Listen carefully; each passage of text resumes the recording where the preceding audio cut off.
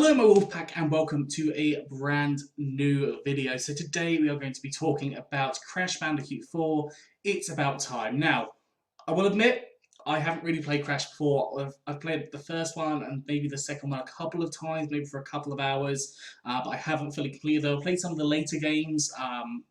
The games aren't the most amazing, but I've watched a lot of gameplay of them. I do plan to do a playthrough on the channel eventually.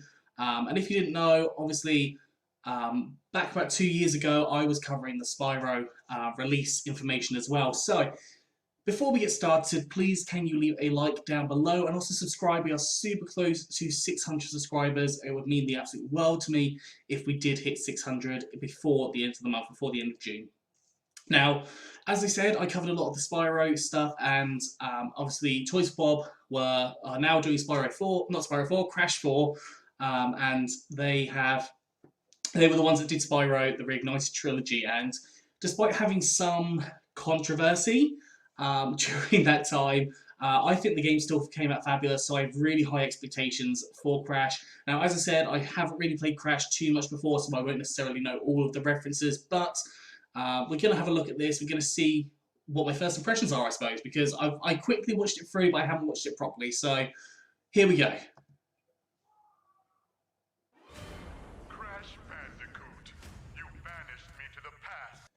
Okay, banished into the past. Okay, so that's where the It's About Time comes from.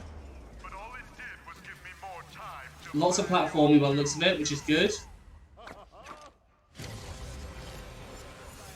And I will say one thing that I've already noticed that kind of a lot of people probably will be grateful for is that this is in the much more linear format. So obviously the comparisons between Spyro and Crash are quite big because a lot of people like both of them. But Spyro, I was talking to my partner about this earlier, and we were saying that Spyro is much more exploration, open world.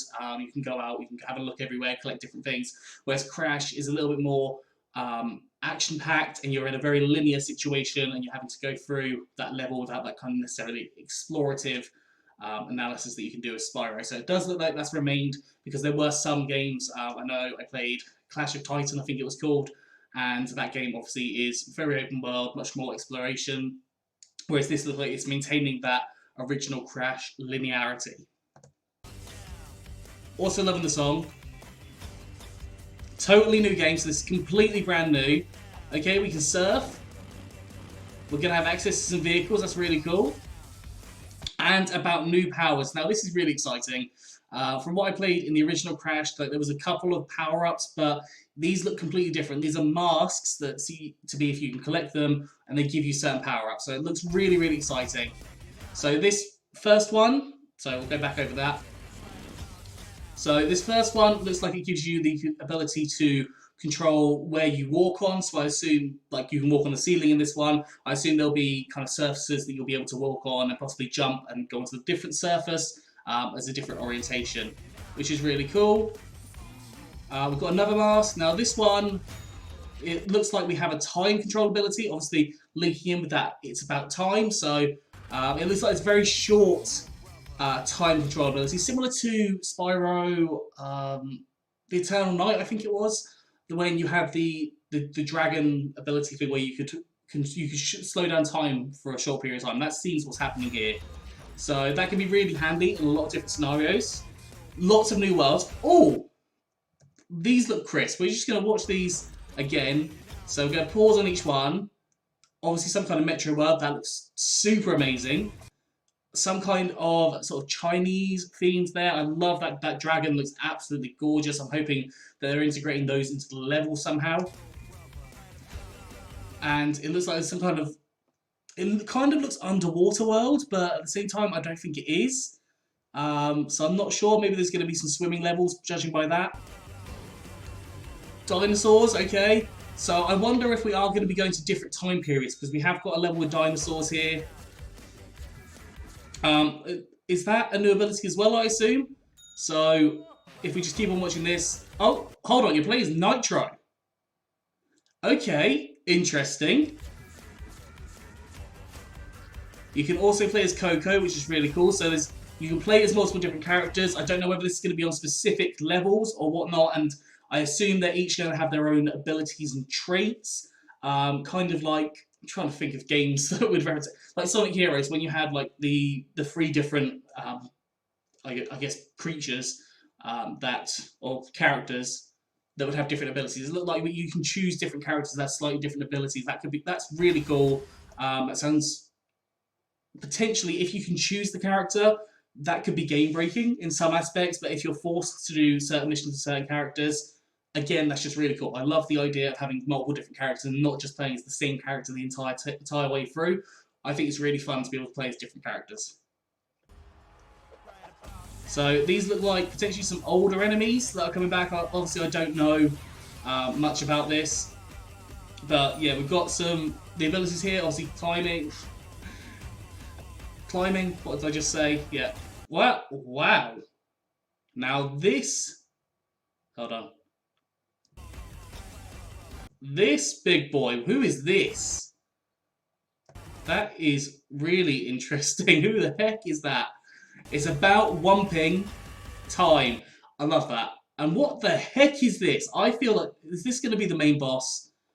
This is probably going to be the main big bad in this, because looking at the kind of gimmick, like, because typically games have gimmicks nowadays, looking at the gimmick is kind of the masks giving certain power-ups. Now, obviously this guy has a very, very large mask. I'm assuming that this is going to be the big bad guy at the end of the game. So this is going to be your main villain, I'm assuming. So Crash Bandicoot 4 is about time. October 2nd, 2020. So, what is that, 4 months? That's less than 4 months, I think. That's like 3 months and 2 weeks. That is so close, ridiculously close. Obviously out on time for Christmas. I personally wasn't expecting it to be as soon as that. I was expecting maybe November. I was even expecting potentially next year. Possibly like next June or something, but that is really, really exciting. Hopefully this doesn't get pushed back this time, but I'm really up for it. I'm really excited to play some Crash Bandicoot. I've not really played it before, but I'm really excited. This has turned me onto it. This is 100%. Beating this clown anyway. 3.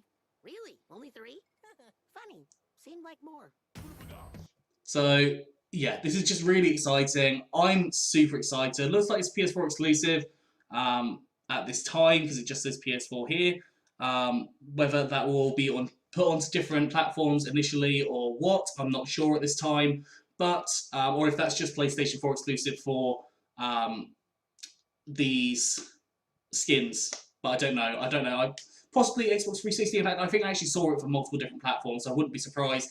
I wouldn't be surprised if it goes PS4, Xbox One, and then later on it will come ported onto the PS5 and the new Xbox, as well as onto the Switch as well, and PC. I can see that happening kind of later on afterwards, but I think the initial platforms are going to be PS4 and Xbox One, potentially the Switch. I can see, because the Switch has obviously been huge, kind of thing with just a huge console in general. It's doing really, really well, but I think there might be potential issues with the amount of data that can be held on the cards, so there might be some issues to do with that. But yes, this looks really good. I am excited. I really love the idea of being able to play through as multiple characters. It looks like we're potentially going to different times, which I think would be really cool as well. So we have like that metro area that looked really futuristic, and then you obviously have the dinosaur which you were running from, which I assume is something to do with like the boulder from the original game. Obviously that running away, I know it happens in all the games, but I think the boulder is the most memorable one because it's the very first one you do.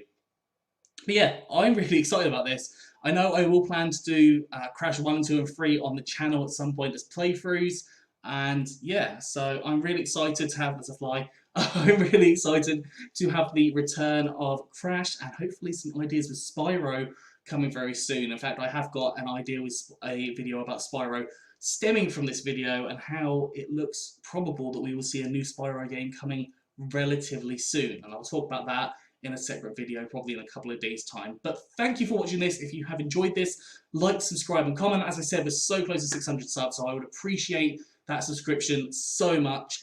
Anyways, thank you very much. I hope you have a good day, and I'll see you soon.